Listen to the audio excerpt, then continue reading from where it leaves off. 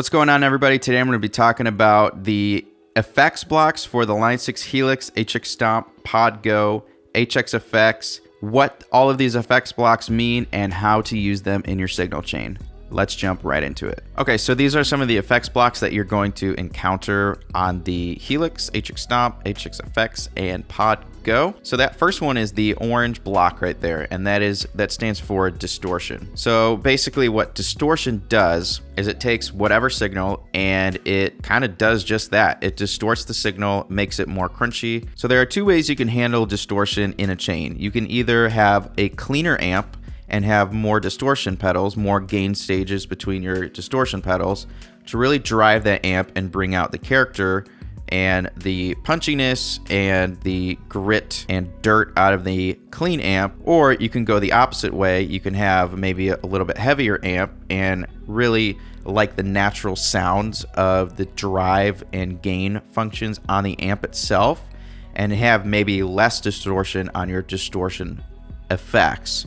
So there's really kind of two ways you can think about it, and I really encourage you to try both of them and see which one you like. So your second effects block is your compressor, and basically what that does is it takes your highest, loudest parts of your playing and it brings it down, it compresses it to where it's not completely all over the map. So it's not like if you've ever had something to where like if you play really lightly that sounds great and then you play really loud, it just like feels like it takes your head off when you listen to it.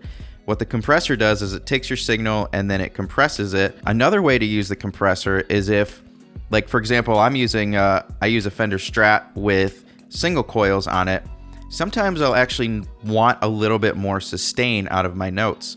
So what I can do is I can take that signal, compress it a little bit more, and then I can actually make the notes ring out just a little bit longer. I'm not a huge fan of, for my playing, using really heavy distortion, really heavy amps. I want to get the most natural sound that I can get, but sometimes my sustain lacks. And if I want to hit like a harmonic or something and I want it to sustain a little bit more, I'll kick on a secondary compressor to really help it sustain and poke out into the mix just a little bit more. Speaking about poking out of the mix, the next block is the EQ block. There's a few different ways you can do this. You can either put your EQ at the beginning and EQ some of your guitar signal before it hits the compressor, or you can put the compressor at the beginning of your chain and put the EQ somewhere after to really tone shape. Basically, the EQ functions in a way where you can either boost frequencies or cut frequencies. And a lot of times it's a matter of cutting certain frequencies. So like if there's a really harsh frequency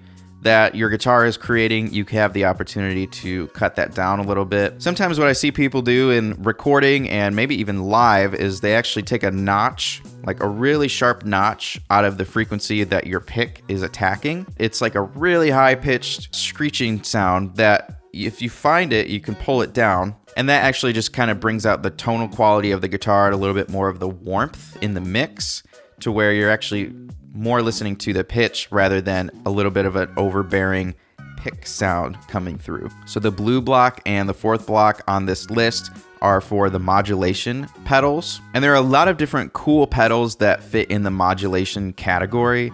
And basically the bottom line is it affects the pitch of your playing. So like a lot of things will fall into here, like flanger, chorus, vibrato, rotary, pitch ring mod. These are just some of the things that you can add to your tone. And really a lot of the weird sounds that you get out of your guitar, you'll find in the mod section because it messes a lot with pitch. It messes a lot with rate, depth of your signal. So once I find my basic sound that I really like, let's say I found a clean sound, a way to make that sound even cooler and with the icing on the cake is to add a modulation to it, like a vibrato, a chorus or something, to make it really unique and really sound really big and really wide in the mix. So the next effects block is the delay. So basically the best way that I can explain a delay is you strike that note and you can set it for how many times you want it to repeat that same note. You can also adjust the timing of it. So like for example, in worship music, what's really popular is a dotted eighth note delay. So when you hit that note, it's going to repeat a dotted eighth note every time. You can set up how long it repeats. So you can set it to 90% and it'll repeat for a super long time. You can do a lot of cool things like that. Another way that you can handle delay is you can either put your delay effects blocks before the amp or after the amp. If you put it before the amp, you can even get your delays to distort a little bit since it's before the amp. So your repeats can become distorted, they can stack, and they can sound really cool. A lot of the time people will put the delays after the amps as well because it's taking whatever that clean signal from your amp and just duplicating it from there. So what's really cool about the Line 6 effects is actually there are some modulation effects that are tied to the delays. You can mess with things like the depth, you can mess with pitch, you can mess with all of those things that make your sound greater. So like, let's say you choose not to use a modulation pedal and you want something maybe a little bit more subtle that's tied to your delay sound, you could do that as well. So the next effects block is the reverb, and the best way that I can explain that is if you took your guitar and you played in a giant cave, that's reverb, and you hear that kind of echo. Or let's say you're playing in just a bedroom like this, that's reverb. So you have a ton of different options with reverb sounds that you can experiment with. You can even tack on modulation. There are a lot of reverbs that have pitch. You can even tack on some different modulations on some of these reverb effects blocks to even widen out your sound even more. So now we start getting into the purple effects blocks. The first one looks like a little piano keyboard, and that is for pitch and synth. So you can do a lot of cool things with pitch and synth mods. I know this effects block will take up the most DSP, so be careful with that. One of the cool things is you can add a pitch. Let's say you wanted to harmonize with yourself, you could drop a harmony effects block in there. Let's say you wanted to play some Boston stuff, you could pick the key and you can pick a higher harmony, a lower harmony, and play along with yourself and play solos. Another thing you could do is you can do the octave. Let's say you wanted to sound a little bit more like a bass guitar with your electric guitar, and you could drop the pitch down and drop it by an octave, drop it by 2 octaves, and you can make some really cool sounds with that. You can also come up with some synth parts, make your guitar sound a little bit like a synth keyboard. So in the later versions of the Helix firmware, you can actually add a poly capo on there, which is really awesome, to where it will, and it's very accurate too, to where you can virtually put a capo on your guitar and play in whatever chord shapes you want, and that is super handy in case you're in a situation where you either don't know how to play a certain chord shape, or it just sounds really cool to play in a different voicing. Also, they have a feature called the 12 string in this, and it's really accurate as well, to where you can do just that, turn your electric guitar or your acoustic guitar into a 12 string instrument. The next effects block is the filter.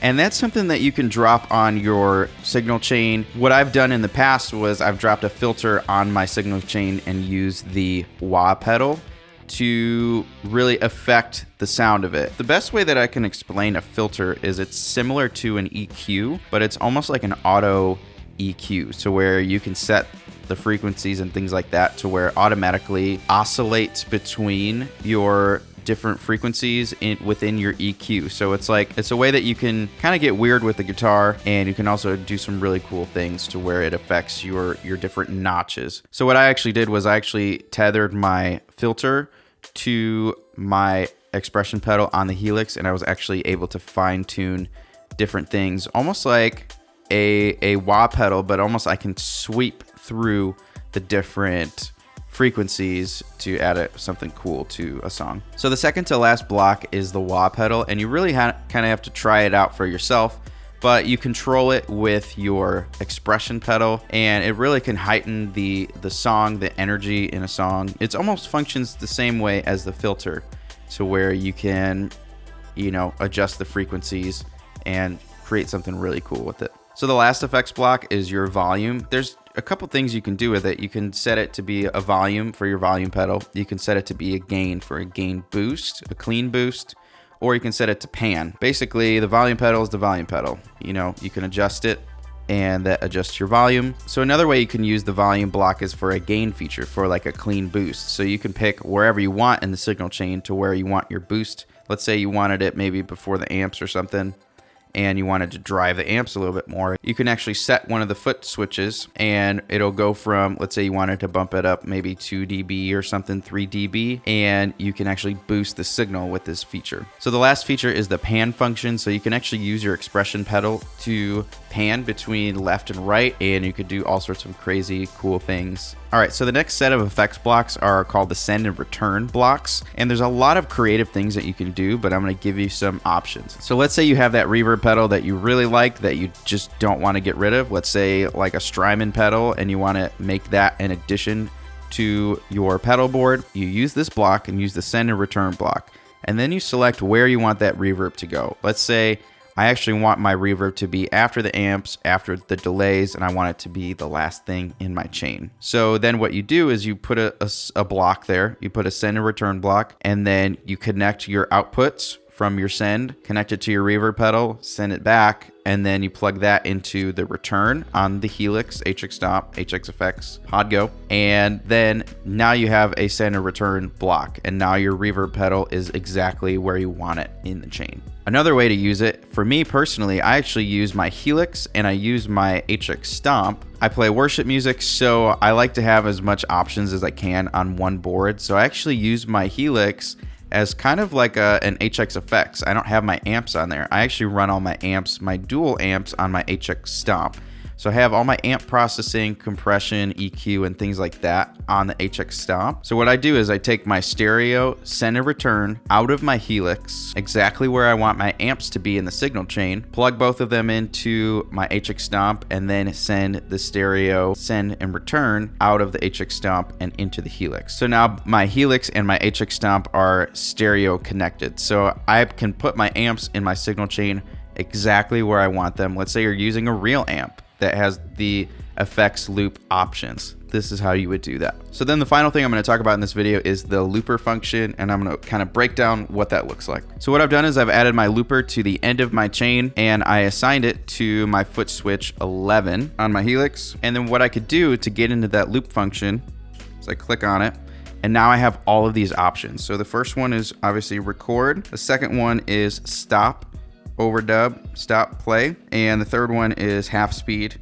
So if I wanted to listen to it half speed, practice over it maybe. The next one is reverse or normal. The next one is undo. Let's say you didn't like that take and you didn't want to delete the whole thing, you can undo it. And the last one is just play your loop once. So this is great for anybody who plays live or just likes to practice, because then you can get used to playing over top of yourself, but also it's a really cool live feature that you can use. Ed Sheeran is a prime example. He has his own like custom loop board, and that is his live show. He has an acoustic guitar and he sings into his board and loops his voice and loops his guitar. That is his whole show. He does entire songs just by looping. So it's a great thing to learn because you can practice and do something really cool live when you play in front of people. All right, that is the end of my talk for the effects blocks. If you're curious about how the IRs, preamps, amps, and cab blocks work, I'll be coming out with a video explaining those. We'll see you in the next video.